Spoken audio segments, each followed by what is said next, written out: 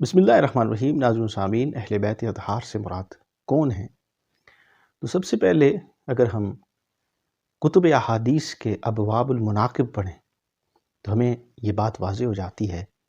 کہ اس سے مراد آقا علیہ الصلوۃ والسلام کی آل بھی اور آقا علیہ الصلوۃ والسلام کے ازواج بھی۔ اس حوالے سے کتب احادیث سے جو سید کی تعریف ہمیں ملتی ہے وہ اس میں آل علی، آل عقیل، آل جعفر اور آل عباس، یہ وہ حضرات ہیں جن کی آل کے لیے صدقہ جو ہے وہ حرام ہے۔ اب اگر ہم اہل بیت اطہار کے حوالہ سے دیکھیں تو ہمیں بہت سی ایسی احادیث ملتی ہیں، یہ ہمیں معلوم ہوتا ہے کہ آقا علیہ الصلوۃ والسلام نے اہل بیت سے مراد کن ہستیوں کو لیا۔ اس حوالہ سے حضرت سیدہ عائشہ صدیقہ رضی اللہ تعالی عنہا کی یہ روایت آپ فرماتی ہیں کہ جس کا مفہوم یہ ہے کہ آقا علیہ الصلوۃ والسلام نے ایک رومی سیاہ رنگ کی چادر جو زیب تن فرمائی، اتنے میں حضرت امام حسن بن علی رضی اللہ تعالیٰ عنہ تشریف لائے، آپ نے ان کو اپنی چادر مبارک میں لے لیا۔ اس کے بعد حضرت امام حسین بن علی رضی اللہ تعالیٰ عنہ آپ تشریف لائے، آپ کو بھی اپنی چادر میں لے لیا۔ اس کے بعد حضرت سیدہ طیبہ حضرت فاطمہ سلام اللہ علیہا رضی اللہ تعالیٰ عنہا آپ تشریف لائیں، آپ کو بھی اپنی چادر میں لے لیا۔ اور اس کے بعد مولا کائنات حضرت مولا علی شیر خدا رضی اللہ تعالیٰ عنہ آپ تشریف لائے، آپ کو بھی اپنی چادر میں لے لیا اور فرمایا اللہم ہؤلاء اہل بیتی۔ تو اس حدیث مبارکہ سے ہمیں یہ معلوم ہوتا ہے کہ یہ جو ہستیاں ہیں یہی اہل بیت اطہار ہیں۔ اس کے علاوہ جو دیگر کتب احادیث سے ہمیں ابواب المناقب میں یہ پتہ چلتا ہے، آقا علیہ الصلوۃ والسلام کی ازواج مطہرات اور آقا علیہ الصلوۃ والسلام کے داماد اور نبی پاک صلی اللہ علیہ وآلہ وسلم کی جو اولاد ہے یہ اہل بیت اطہار میں آتی ہے۔ اس کے بعد مسلم شریف کی ایک طویل حدیث مبارکہ جو غدیر خم کے موقع پر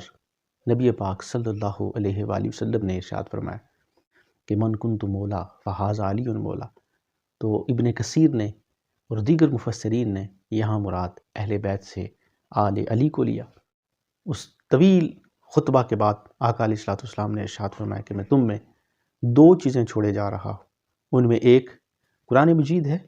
پھر آقا علیہ الصلوۃ والسلام نے قرآن مجید کی عظمت کو بیان کیا، اگر تم اس کو پکڑ کے رکھو گے تو کبھی گمراہ نہیں ہوگے۔ اور اس طرح پھر قرآن مجید کی عظمت بیان کرنے کے بعد آقا علیہ الصلوۃ والسلام نے ارشاد فرمایا اور دوسری چیز جو ہے وہ میری اہل بیت ہے۔ اس کے علاوہ جو دیگر کتب احادیث میں ہمیں ملتا ہے کہ ان میں آل علی، آل عقیل، آل جعفر اور آل عباس، یہ وہ ہستیاں ہیں اور ان کی اولاد جو ہے جن کے اوپر صدقہ حرام ہے، یہ سادات کرام میں آتے ہیں اور یہ بھی اہل بیت اطہار میں آتے ہیں۔ اور ان کی شان و عظمت کے حوالہ سے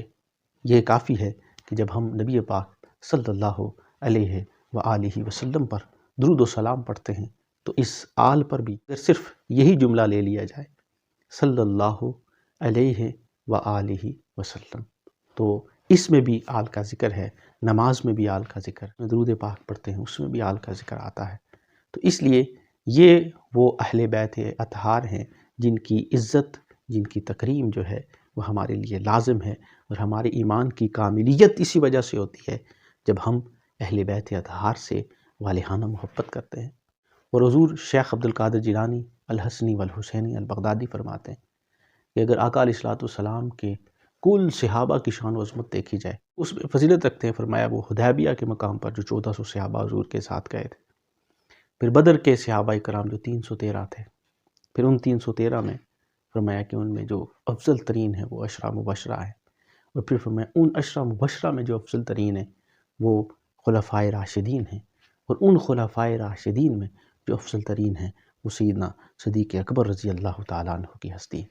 ہر صحابی نبی جو ہیں وہ جنتی ہیں، ہر صحابی کا اپنا مقام و مرتبہ ہے، اور اسلاف نے یہ لکھا کہ صحابہ جو ہیں وہ حضور نے فرمایا کہ وہ ستاروں کی مانند ہیں، تم جس سے چاہو ہدایت لے سکتے ہو۔ اللہ تعالیٰ ہمیں اہل بیت اطہار، اصحاب رسول صلی اللہ علیہ وآلہ وسلم سے والہانہ محبت کرنے کی توفیق عطا فرمائے۔